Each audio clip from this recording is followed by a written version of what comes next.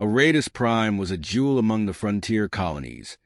Its skies a pristine blue, its fields golden with harvest, and its people content despite the harsh realities of life on the galactic edge.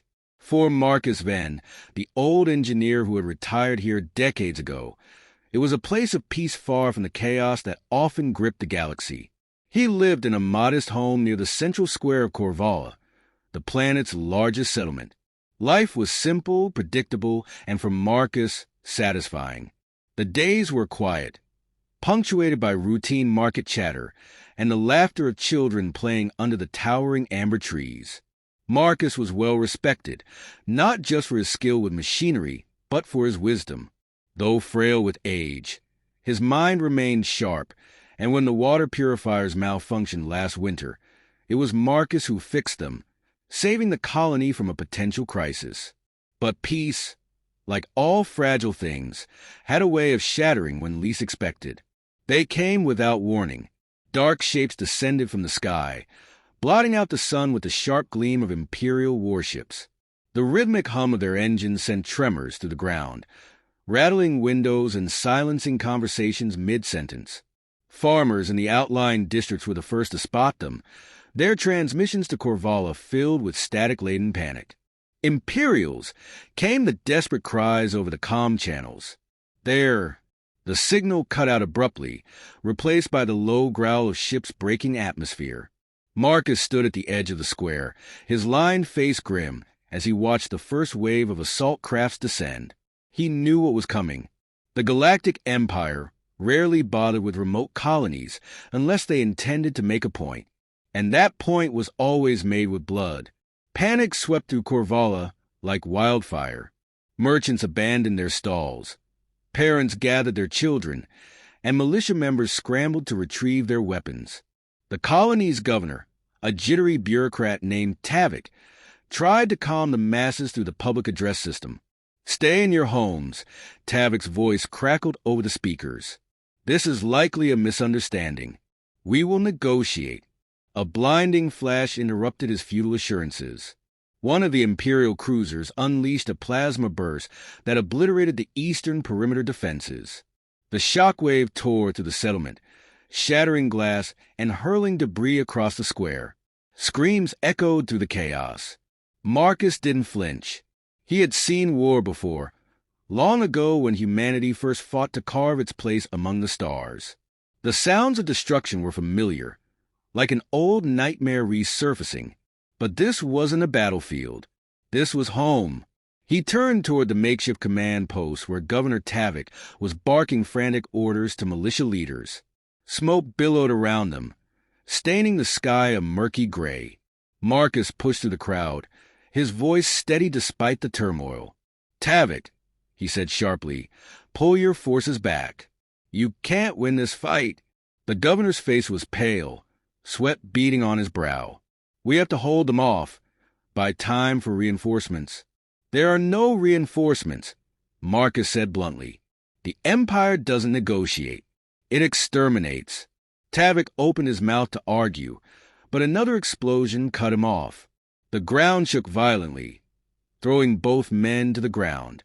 When Marcus struggled back to his feet, he saw the source of the blast. A squadron of Imperial soldiers, clad in black armor, marching through the smoke with lethal precision. Blaster fire erupted, bright streaks cutting through the ash-filled air. The militia fought bravely but hopelessly. Their outdated rifles were no match for the Empire's advanced weaponry. One by one they fell, their bodies crumpling onto the blood-streaked ground. Marcus knew he couldn't stay. He had no illusions about heroism. Survival was the only goal now. He moved swiftly, despite the ache in his joints, navigating through alleyways choked with smoke and debris. Civilians stumbled past him, their faces masks of terror. Mothers clutched their crying children, and injured men dragged themselves toward makeshift shelters. The old engineer's heart ached at the sight, but there was no time for grief. He had to reach the underground maintenance tunnels, his only hope of escaping the slaughter. As he neared the entrance, hidden beneath a rusted grate behind the central power station, a sharp command froze him in place. "Stop right there." Marcus turned slowly, his hands raised in surrender. An Imperial officer stood a few meters away, flanked by 2 armored soldiers. The officer's face was young and hard, devoid of empathy. "You're coming with us," the officer said coldly. Marcus met his gaze without fear. "I'm just an old man," he said quietly. "I pose no threat to you." The officer's lip curled into a sneer. "The Empire doesn't care about threats, only obedience." There was no trial, no deliberation. A single nod from the officer, and one of the soldiers raised his blaster. The shot rang out, sharp and final. Marcus Venn fell to the ground, his body motionless amidst the dust and ruin. The soldiers moved on without a second glance, their orders clear: leave nothing behind but ash. Above the scorched remains of Corvala, the Imperial ships ascended once more, their mission complete. They would report back to Central Command that the rebellion had been quelled, the colony pacified. To them, Marcus was just another casualty, a nameless figure in a long list of the dead. But across the stars, far from the smoking ruins of Aratus Prime, the news of his death would reach ears that had long since turned cold to sentiment. General Adrian Venn had not spoken to his father in years. Their estrangement was a wound neither had been willing to mend. But blood ran deep, and vengeance even deeper. The Empire had made a fatal mistake. They had killed an old man, never realizing they had just declared war on his son, the most ruthless human general the galaxy had ever known. Adrian Venn had always been a man shaped by conflict. From his earliest days in the brutal training regimens of Earth's Strategic Command Academy to his meteoric rise as the most formidable general of humanity's stellar defense force, war was the crucible that had forged him. Yet despite his mastery of tactics, his iron will, and his capacity to make decisions that shattered entire fleets, there was one battle he had never been able to win.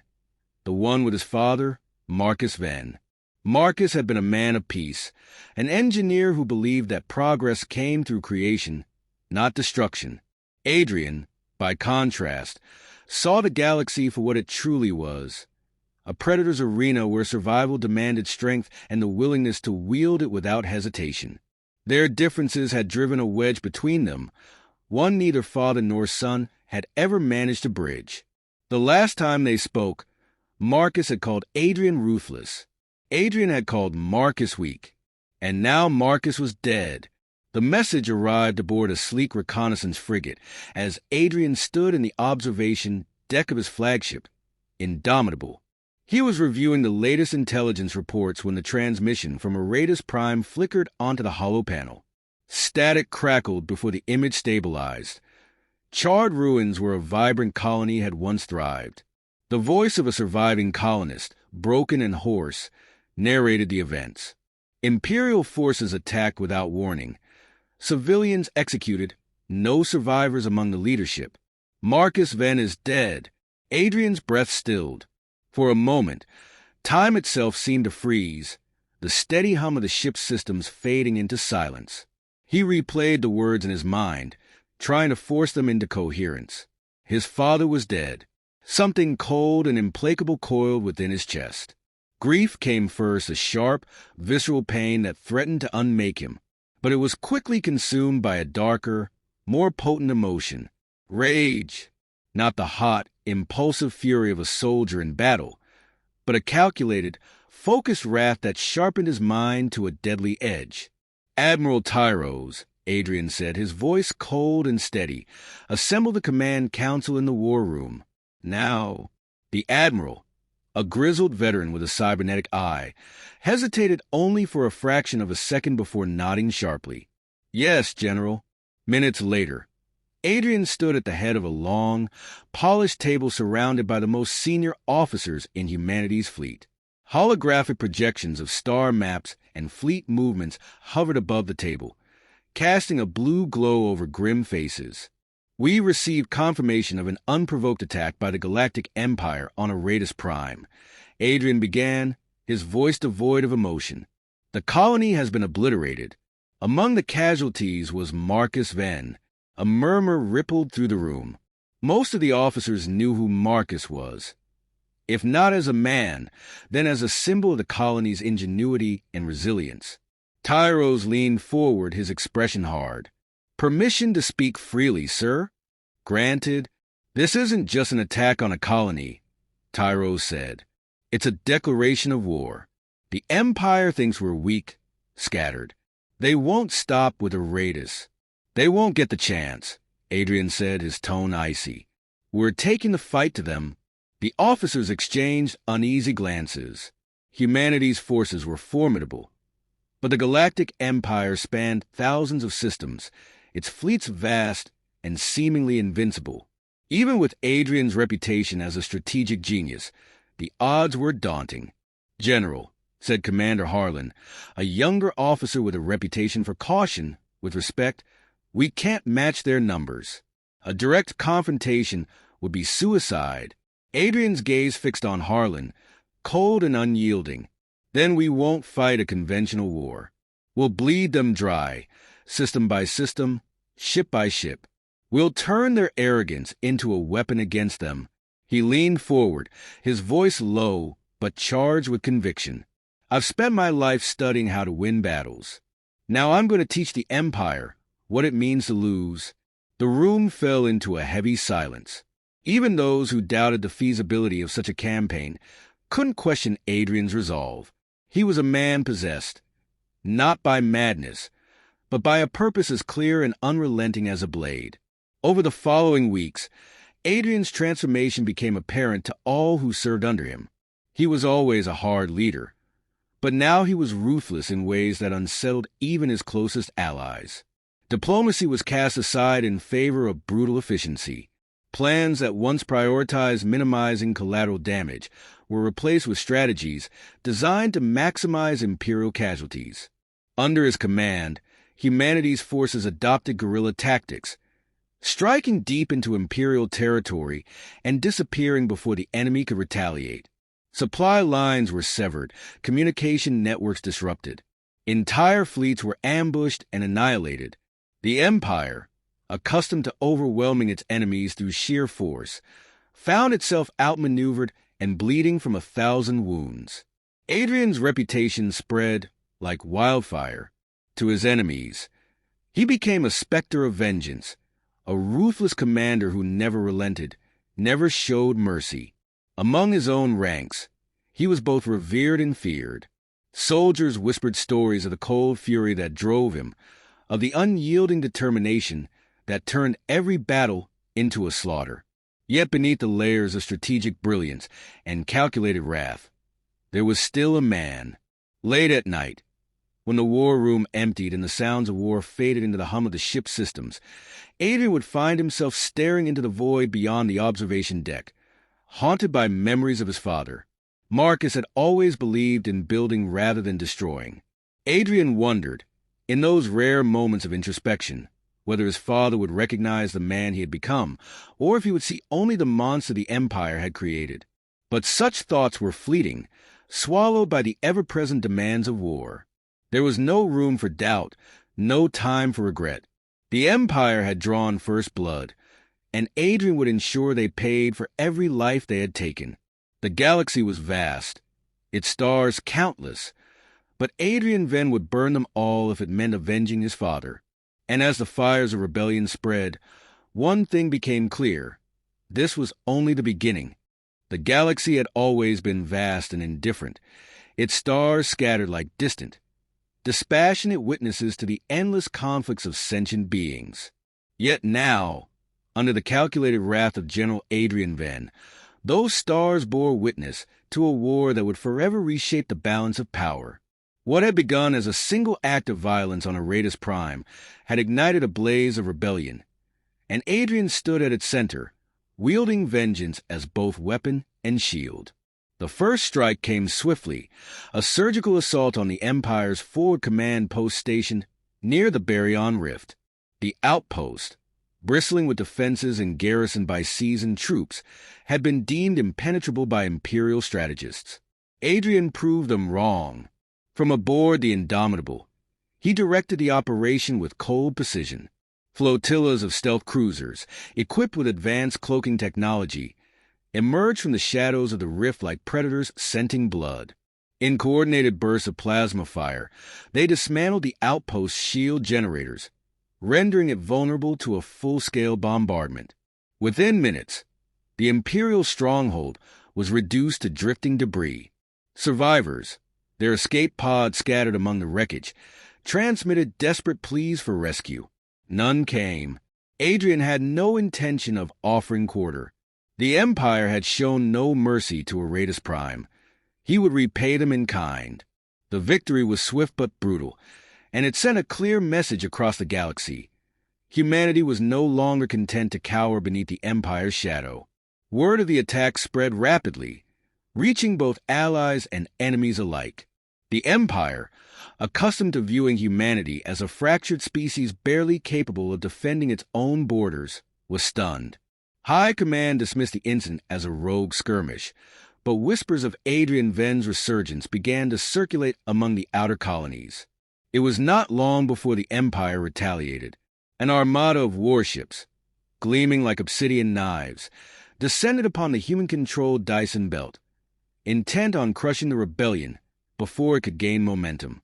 The Imperial fleet was led by Admiral Darius Kale, a seasoned strategist known for his ruthless efficiency. Kale had been promised swift glory, a campaign that would end with Adrian Venn's head mounted on a spike. But Kale underestimated his opponent. Adrian was waiting. As the Imperial fleet advanced through the asteroid-dense region of the Dyson Belt, they found themselves navigating an endless maze of celestial debris. What they failed to realize, until it was too late, was that the asteroids had been deliberately seeded with proximity mines and automated turrets. The trap was sprung with merciless efficiency. Explosions rippled through the Imperial formation, shattering ships into flaming wreckage. Pilots, desperate to regain control, found themselves disoriented by false signals and electronic warfare systems that scrambled their instruments. At the heart of the chaos, the Indomitable emerged from behind a moon's shadow, its cannons blazing. Adrian's forces struck with precision, their smaller, more maneuverable ships weaving through the carnage like hunting raptors. Admiral Kale, watching the destruction unfold from the bridge of his flagship, clenched his fists in frustration. "How did they know our exact formation?" he demanded, his voice taut with disbelief. A communications officer stammered. They anticipated every move, sir." Kale's face darkened. Then, the battle was over in hours. What remained of the Imperial Armada limped away, shattered and humiliated. Kale survived, but his reputation did not. In the aftermath of the Dyson Belt victory, Adrian convened a war council aboard the Indomitable. Holographic projections of the galaxy flickered above the table, highlighting key Imperial strongholds. The atmosphere was tense but electric with the thrill of victory. "Kale's defeat has bought us time," Adrian said, his voice measured but firm. "But the Empire won't make the same mistake twice. They'll regroup, reinforce, and come at us with everything they have." Admiral Tyros nodded grimly. "We've dealt them a heavy blow, but their resources are nearly limitless. If we're to survive, we need allies and more firepower." Adrian's expression hardened. "Then we'll take it from them. Every shipyard, every weapons cache. They'll all belong to us before this war is over." Commander Harlan, still cautious despite the recent victories, voiced a concern. "Sir, what about the civilians on the occupied worlds? The Empire will tighten its grip in response to our attacks. Innocent lives are already at risk." Adrian's eyes were cold.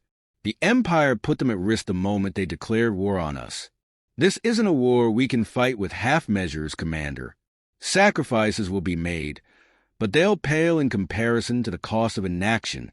Harlan's jaw tightened, but he said nothing more. The council adjourned, and Adrian returned to the observation deck, his gaze fixed on the distant stars. Victory had come at a price, and he knew the cost would only grow steeper. But there was no turning back. The Empire had sown the seeds of this war, and Adrian would see it through to the bitter end. As he stood there, lost in thought, a voice crackled through the comm system. General, priority transmission from our scouts near the Orion Expanse. Imperial reinforcements are mobilizing, double the size of Kale's fleet. Adrian's lips curved into a grim smile.